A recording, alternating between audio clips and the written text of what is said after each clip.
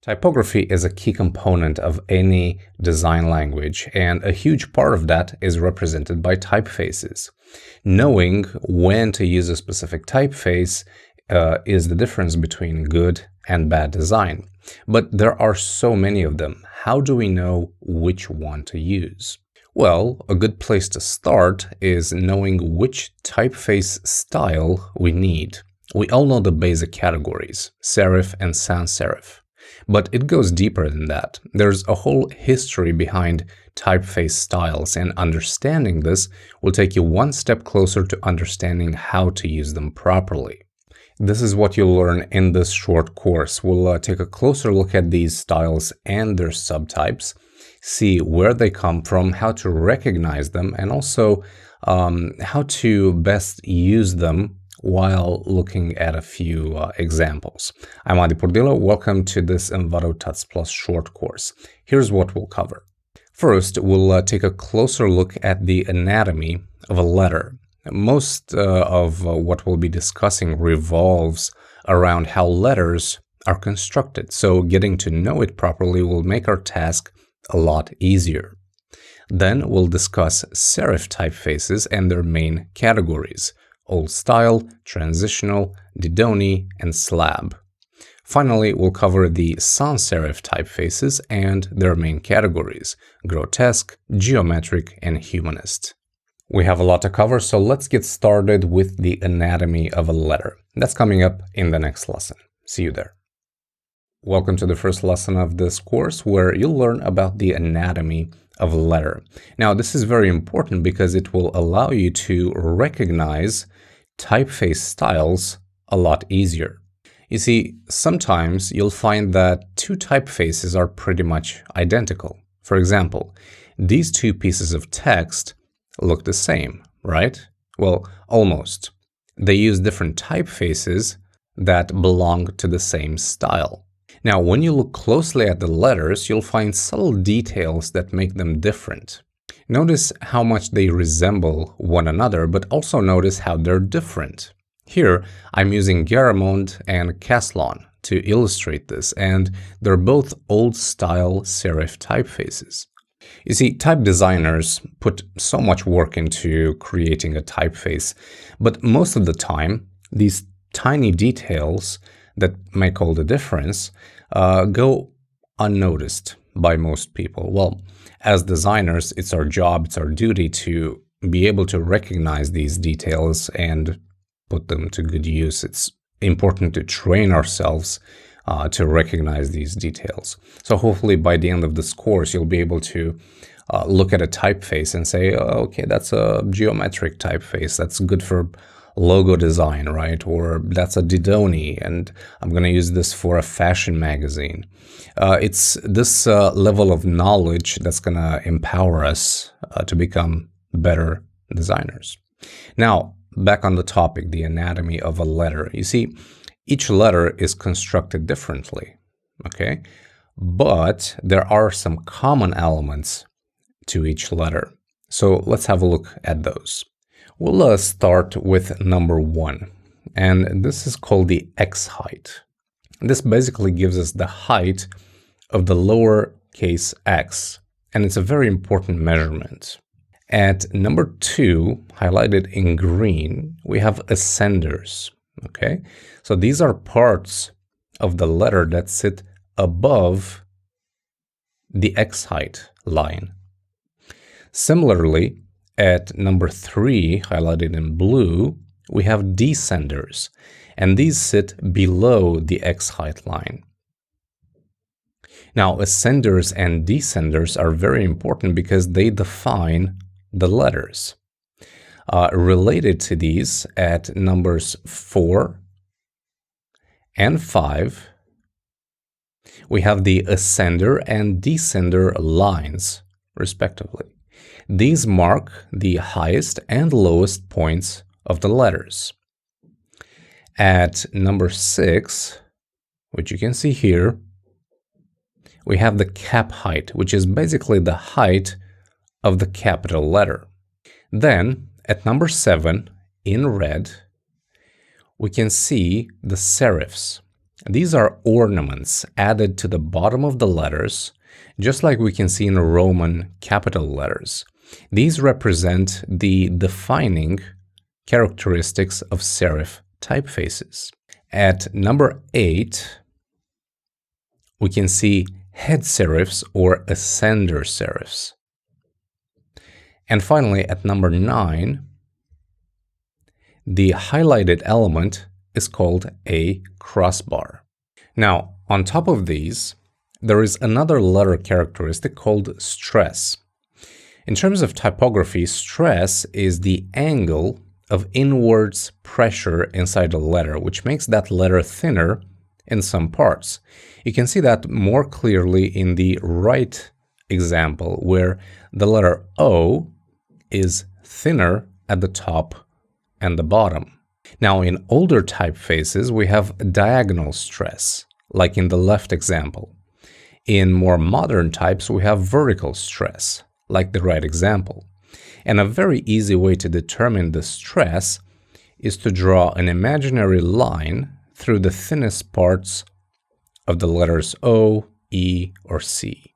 All right, and that's a quick look at the anatomy of a letter. I say quick because there are a lot more details in the letter that can be explored. I tried giving you the essentials here, so only the bits that will help us identify typeface styles. And speaking of that, let's start doing it. In the next lesson, we're going to start with serif typefaces, because these are the first ones that came out somewhere around the 15th century. So I will see you in the next lesson. Welcome to the second lesson of this course, where we'll talk about the old style typefaces. These were designed for print somewhere in between the 15th and the 18th century. Their designs were inspired by the Roman capital letters. That's why they're also called Roman typefaces. Now, these typefaces first appeared in the 15th century as a natural progression from Johannes Gutenberg's black letter style. Back then, printers would use black letter typefaces, but as technology progressed and the punch cutters got better, the typefaces started to become more refined, more modern. So in 1465, the first Roman typefaces were cut in Italy. Oh, and if you're wondering what punch cutters are, well, they were the people who would carve a typeface out of metal. Since we're in this time period, here's a fun fact. The very first italic type was created in 1501 by Venetian printer Aldus Manutius and his type designer Francesco Griffo. Italics were first created as a standalone typeface for small format books. Now, back to the old style typefaces. These are considered by many to be the best ones, or the best typefaces for large amounts of text. That's why you'll see them being used a lot in books, newspapers, or magazines. That doesn't mean you can't use them on the web. There are a few old style types that are considered web safe, for example, Times New Roman and Palatino Linotype. With that said, you won't find many old style typefaces on the web nowadays. They're mostly used in print. That's where they excel. So what are the main characteristics of this style? The first thing we'll see is the low to medium contrast between strokes. So the difference between the thick and the thin strokes is not that big. Then we can see the head or ascender serifs are angled, right? See this? In more modern typefaces, these will be more horizontal. This typeface style also has bracketed serifs. Notice the slight curve between the stem of the letter and the actual serif. Well, that's called bracketed, and it's different from the slab serifs, for example, where there is no bracketing. There is no curve, right? Slabs don't have that curve on the serifs. Another defining characteristic for this style is the diagonal stress. Remember the previous lesson? We talked about this. We can clearly see this in the O letter. Also, we can see the use of horizontal crossbars like in the lowercase e. It's also good to know that these typefaces have a small X height, and their numerals have ascenders and descenders, and they vary in size. In fact, this is one of the simplest way of spotting an old-style typeface. If the numerals have different sizes and they're all over the place, you can bet it's old style. Alright, now let's see some examples. Probably one of the most iconic typeface for the old style is Garamond. And we can see here the version from Adobe. If we look closely, we can immediately see the defining characteristics that we talked about earlier. We see the diagonal stress, the bracketed serifs, the angled head serifs, definitely old style. Another example is Caslon.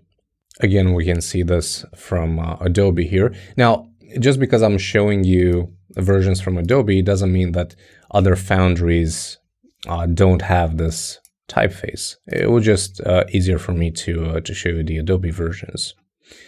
So Caslon, another great old style typeface. Jensen is another one. This one has a bit more character, so you can see it very clearly on the letters. There is a higher variation in stroke width. Notice we have some very thin strokes here. The serifs are also bracketed, but they almost look like abrupt serifs. There is a noticeably higher diagonal stress compared to the other two typefaces we saw. And this one, in my opinion, doesn't look as refined as, say, Caslon or Garamond. This almost looks like it was written by a pen. So it definitely has its own character. Palatino is another popular old-style typeface. And again, we can see the defining characteristics here. And Berkeley, old style, this time it comes from the ITC foundry, is again another old style typeface. This one features a higher contrast between thin and thick strokes that you can clearly see here. And we can see there is very little bracketing on the serifs, but we also have a diagonal stress. So this is old style, but with a touch of modern, I would say. And those are just a few examples of the old style typefaces. Now let's move on to the next type, which is transitional. See you in the next lesson. Welcome to lesson number 3, where you'll learn about the transitional typefaces. These are also serif, and they're called transitional because they represent the era between old style and Didone, which is the next style on our list.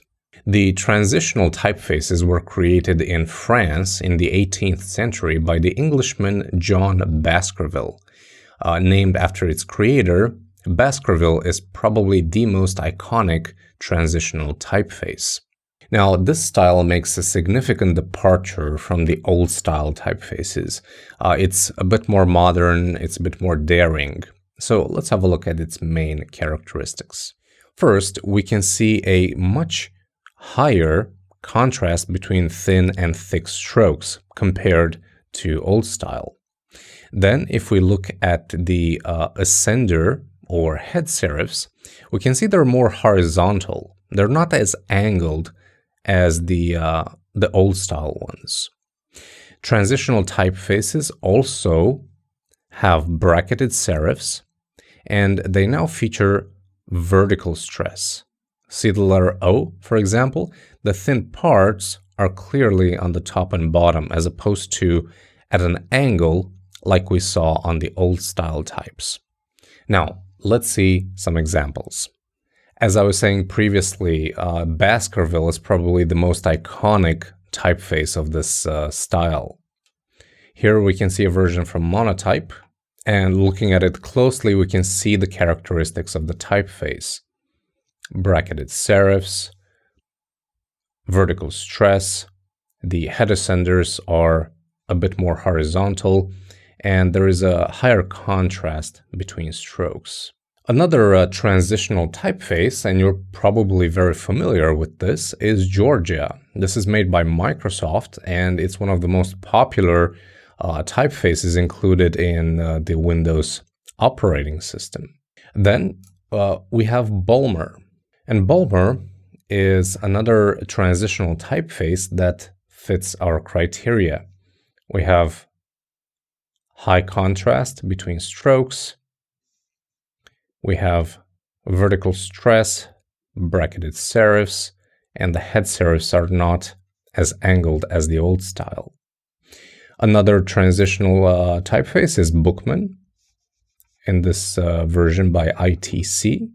This one has wider letters. It doesn't have a big contrast between strokes, but we still get a vertical stress, bracketed serifs, and a slightly angled head serif. Another one is called Perpetua by Monotype. This one approaches the characteristics of the original transitional typeface, which is Baskerville, a lot more. But as you can see, each one of these typefaces, even though they have similar characteristics, they all have just tiny details that make them unique. For example, see the S's on Perpetua, see how they end in these serifs? Well, take a look at Baskerville. It has roughly the same ones, but if we look at Bookman, for example, right, see now they're kind of angled.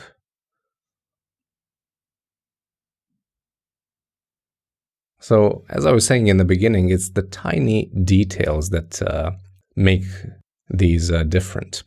Now, apart from these fonts, I want to show you two extra fonts from Envato Elements. The first one is called Addington, and this is, I guess, a kind of a mix between an old style and a transitional, because we see a higher contrast between strokes, and we see bracketed serifs, but we also see those angled head serifs and a slight diagonal stress. The other one is called Antique. This one is also somewhere in between old style and transitional, but it does have some nice features. All right, and those are a few examples of transitional typefaces. Now, as I was saying in the beginning, transitional refers to the period between old style and Didone. We covered old style. What about the other one? Well, let's cover Didone in the next lesson. See you there. Welcome to lesson number 4, where we'll cover the third type of the serif typefaces, which is Didone. Now, you might find this name to be a bit odd. That's because it's made up of two other names, Didot and Bodoni. These are two of the most famous typefaces of this style. Now, Didone typefaces first appeared in France in the 18th century. The first typeface of this style was created by Firmin Didot. Apologies if I mispronounced that. Anyway, Monsieur Didot might have created the first Didone type, but it was the Italian Giambattista Bodoni who took over and created the defining typefaces for this style. That's why this style is named after Didot and Bodoni. Now, if you remember the previous lesson where I showed you the Baskerville transitional type, I said that compared to the old style, these new typefaces have a much bigger contrast between thin and thick strokes. Well, Didone typefaces take this contrast to the extremes. That's why they're a lot of times associated with elegance and sophistication. It's probably the reason you can see Didone typefaces on the cover of most fashion magazines or in the logos of luxury brands, for example, Vogue or Dior. As a quick note, Didone typefaces are also called moderns or neoclassicals. Now, let's take a look at the main features. The biggest, most distinguishable characteristic of this style is the very high stroke contrast. We have very thick strokes and then very thin strokes. This is the best way to recognize a Didone. Another big difference is in the serifs. There's very little to no bracketing for them, so that curve we saw in the older typefaces is gone. Also, the letters have vertical stress. All right, now let's see some examples. The first one here is Bodoni. We can see the high contrast between strokes, the abrupt serifs. We also have vertical stress. And very common for these typefaces is a bowl shape terminal on some of the letters. We can see it on the R, on the C. That's very, very common. Another famous Didone typeface is Didone. Same deal. Abrupt serifs, very high contrast between strokes. We can see it even more clearly here. We have those ball terminals and vertical stress. Another one is called Bodoni Poster. This is actually a subset of Bodoni, and this features bolder letters, bolder characters. Now, moving on to more custom typefaces, we have Argo, which is designed by Anthony James. This is definitely a Didone. See the very high contrast between strokes. We have these terminals here in the ball shape. We have vertical stress, and there's very little to no bracketing on the serifs. Definitely a different looking typeface, but Didone style nonetheless. Another one is called Narcissus. Very interesting. It has the same characteristics as Didone typefaces, but with its own unique style and personality. I really like this one. Then we have one that's called Ambroise. Apologies for mispronouncing these names. But this one, yeah, again, clearly a Didone. See the very high contrast, the terminals, the vertical stress, and also the serifs. Very little bracketing there and very thin serifs. We also have some examples on Envato Elements. Here's a typeface called Domani. This replicates the Didone style very, very well. And another one that's called SF Kingston. A little different, but it uses those characteristics to great effect. I really like this one. All right, and these are Didone typefaces. Now, as we move closer and closer to our own time, we can see how typefaces evolved, right? We went from that very classical style based on Roman capitals to the more modern, edgy typefaces that are Didones. Now, as we get closer to the 19th century, another style has emerged, but this one was created for something completely different. That style is called slab, and we'll cover it in the next lesson. Welcome to lesson number 5, where you'll learn about the last serif type on our list, which is called slab. Now, this style was born in Britain around the same time as the Industrial Revolution, somewhere around the early 19th century. Now, up to this point, pretty much all the typefaces were designed for one purpose, which is long text, to be used primarily in books. But this one, the Slab, was designed for something completely different, which was advertising. That's why these typefaces look good in big sizes, but don't work very well for body text. They have a geometric look to them and inspire confidence and solidity. You can see these typefaces being used in billboards, posters, pamphlets. Slabs were designed to be noticed, right? Now, another fun fact, slab serifs are also called Egyptian, right? Egyptian typefaces, because they came out in a time when Egypt was a hot topic in the news because of Napoleon's expedition. Everybody was talking about it. So that's why it's called Egyptian. It has nothing to do with Egyptian hieroglyphs. Now, if slab serifs look familiar to you, that's probably because they're used heavily in typewriters. If we look at some popular typewriter faces like Courier and American Typewriter, you'll definitely see the defining characteristics. Speaking of characteristics, let's see how these typefaces are different from their predecessors. The biggest change, and the most obvious, is the almost non-existent stroke contrast. There's very little to no difference between stroke weights. This, along with the non-bracketed, very heavy serifs, is the easiest way to spot a slab typeface. This style also features vertical stress, like you can see in the lowercase e here. Now, time for some examples. One of the most famous slab typeface is Rockwell.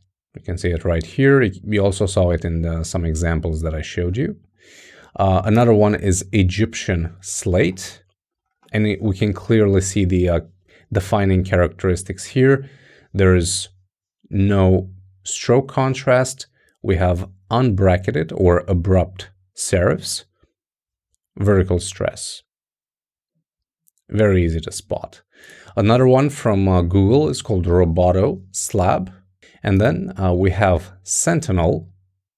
I really like this one. It's a slab serif, but somehow it incorporates some of the characteristics from older style typefaces, like, for example, Didone, where we see these ball-shaped terminals. And here we can actually see that there is a contrast between strokes, but it also has elements from slab, so I guess this is a combination of the two. Then we have Archer. This is more clearly a slab than anything else. We can see that here. Then we have Soho, another very popular slab serif. And then on Envato Elements, we can find a couple of these as well. The first one is called Haytham.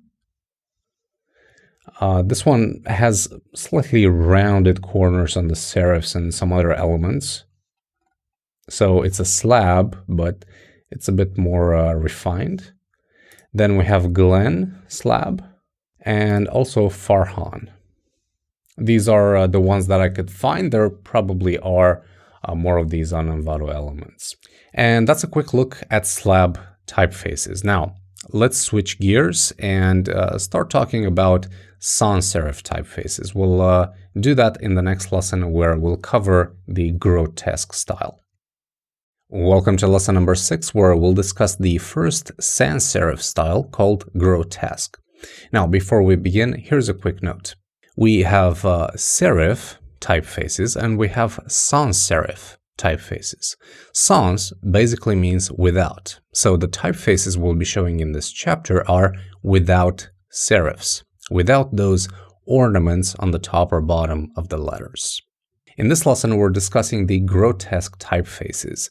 Now, these are not the first sans-serif typefaces that came out, but instead are the first ones that became commercially popular.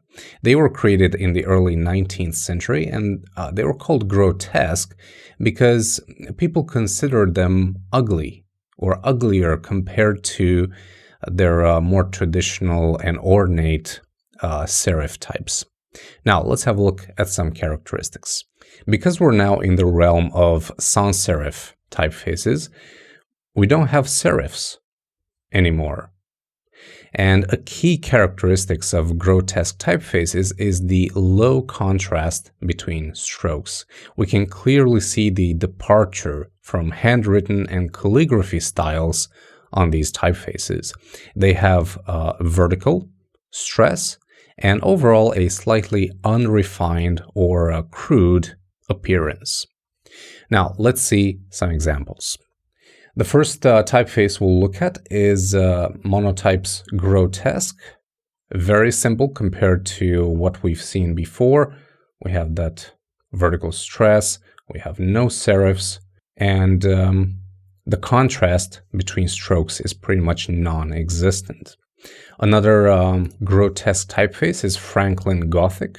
Very similar. This one has a couple of defining characteristics like we see on the Q here and on the lowercase b. Then we have this one, Accidents Grotesque, another very popular typeface as well from this category. Then we have Brandon Grotesque. This is actually one of my favorite typefaces, and you've already seen it being used in all of these slides that I've showed you. This one is definitely grotesque based on the style, but it has that more refined feel to it. That's why I love it so much.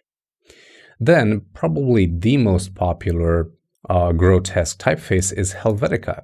And this is actually neo-grotesque. It was made in a period following the initial conception of these grotesque types.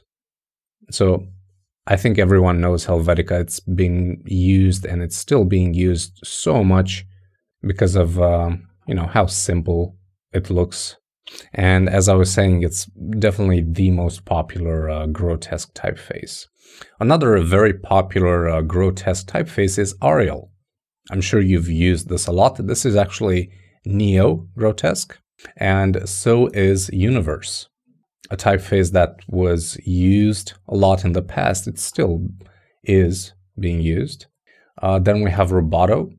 This is made by Google, and Roboto, as far as I know, is the default typeface in the Google Material Design.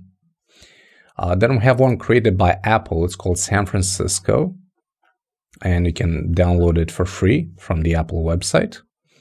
And then moving to Envato Elements, we have a couple grotesques here. This one is called Gorga. Then we have Glen Sans, and then we have Quadron. Again, these are three that I found by quickly searching on Elements, but I'm sure there are a couple more. Okay, and those are just a few examples of grotesque and neo-grotesque typefaces. Now, the next type on our list is geometric, so let's go ahead and cover that in the next lesson. Welcome to lesson number 7, where we discuss the geometric typeface style. And it's called geometric because it's based on the most basic geometric shapes: circle, square, and triangle. For example, in most geometric typefaces, the letter O is a perfect circle. This style originated in Germany in the 1920s and was popularized by the new typography movement. If you want to learn more about that, check out the lesson notes. These typefaces represent simplicity, minimalism, cleanliness, right? Because of the way they're constructed. So that's why a lot of designers consider them a very, very good choice for logo design. Now, let's take a look at some characteristics. We can clearly see there is no contrast between strokes. We can see the geometric look of the letters and how they're based on simple shapes like circles and squares. In these typefaces, you'll find that the letter O, for example, is almost always a perfect circle. Now, let's see some examples. Probably the origin of geometric fonts is Futura. This is the oldest geometric typeface, and it was actually released in 1927 by Paul Renner. I'm sure you've heard about Futura. At some point, it was used so much on the web.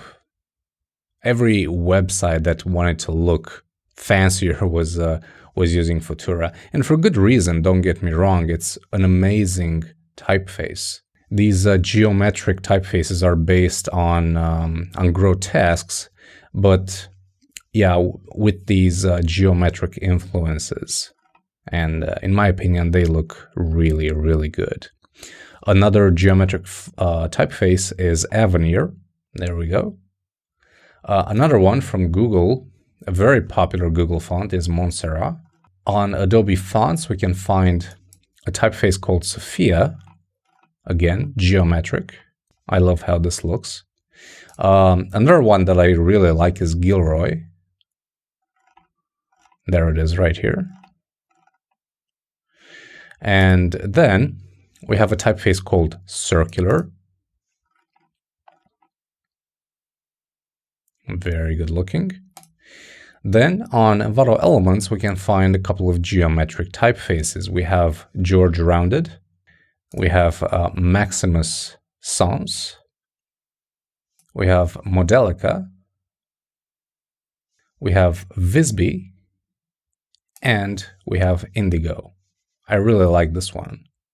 It's a very bold geometric typeface, very chunky, as it says here. And that's a quick look at geometric typefaces. Now, in the final lesson of this course, we'll have a look at the last sans-serif typeface style, which is called Humanist. That's coming up. Hello and welcome to the final lesson of this course, where you'll learn about the Humanist typeface style. This is also sans-serif, and many typography experts consider this style to be the most legible and readable. That's probably because Humanist typefaces have roots in calligraphy, and they borrow some characteristics from serif types. So they're not as cold as Grotesques or Geometrics, but instead feel warm and more natural. The earliest Humanist typefaces were designed in the early 20th century by Edward Johnston and Eric Gill. There are also two typefaces named after them. Now, let's have a look at some characteristics. First, we can see a low to moderate stroke contrast. This is a slight departure from the cold Grotesque style. And then we can clearly see some influences from calligraphy as well, making these typefaces feel warmer. All right, time to see some examples of Humanist typefaces. The first one I'm going to show you is called Gill Sans. It's named after Eric Gill, and this is what it looks like. Right, so they do resemble Grotesques in the sense that they're very simple.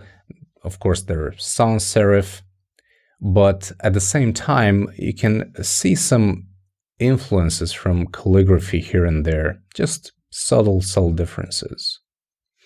Another one is called Johnston, named after Edward Johnston. And this is what it looks like. Then we have Frutiger. This is a bit more condensed than the other ones. Then we have PT Sans from Google Fonts. This is a Humanist typeface. Then we can see Open Sans, again from Google. And then we have Verdana. This is another very popular font that I'm sure, or I shouldn't say font, excuse me, a very popular typeface that you've definitely used before because it's made by Microsoft. It was bundled with the Windows operating system. And this is also considered to be a Humanist typeface. And probably the one that I think explains this concept of Humanist typefaces the best is Optima.